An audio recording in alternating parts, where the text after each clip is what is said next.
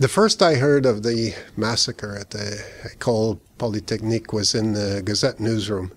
I was writing a column on crack dealers, and the city editor, Catherine Wallace, I actually saw her going around the newsroom and telling a few reporters that she had a vague report of shots fired there, and she was trying to get somebody to go up, but people had dinner dates and extra stories to write and things like that, so the only one she could find who would go initially was me.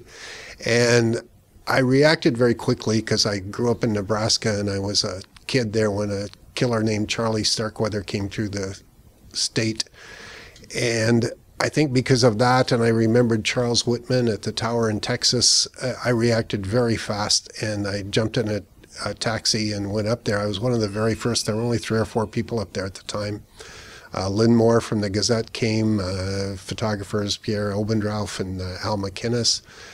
And when we first got there, we still thought, you know, shots fired, maybe nothing has happened.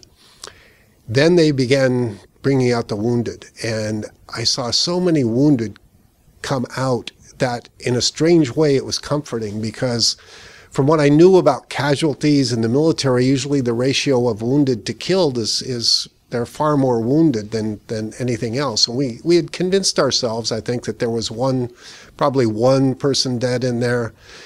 And we were so cold. We waited 2-3 hours. We were more thinking about our cold, I think, than anything else. And I think it was Pierre Obendrauf who pointed to me all the ambulances that had still been waiting. And it hit me that they were waiting for a reason. You don't keep 14 or 15 ambulances idling for hours because there are 1 or 2 casualties inside that building.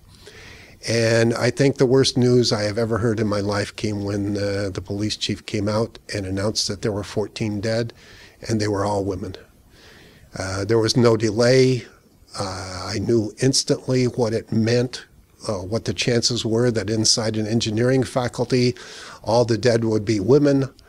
Someone had gone through there who hated women, who had a grudge, who was just shriveled up with his own hatred and had done the most horrible act we can imagine. And I don't think any of us who were there that night have ever forgotten it or will ever be quite the same. Looking back on the massacre at the Poly, I would like to be able to say that society has changed, that we've had some concrete achievements. In one area, I think that's true. I wrote many columns about this in the wake of the massacre, and I think the achievements by the Coalition for Gun Control are very concrete. They're enshrined in Canadian law. Stephen Harper has been able to roll them back a bit, but even he can't completely undermine it. Unfortunately, I wish I could say the same was true of the other part of the issue, which is violence against women. I see very little evidence anywhere in society that we have made progress on that front. There have been some very high-profile cases recently with Jian Ghomeshi in Canada, with American football players. Maybe these will bring light to this issue and change things going forward.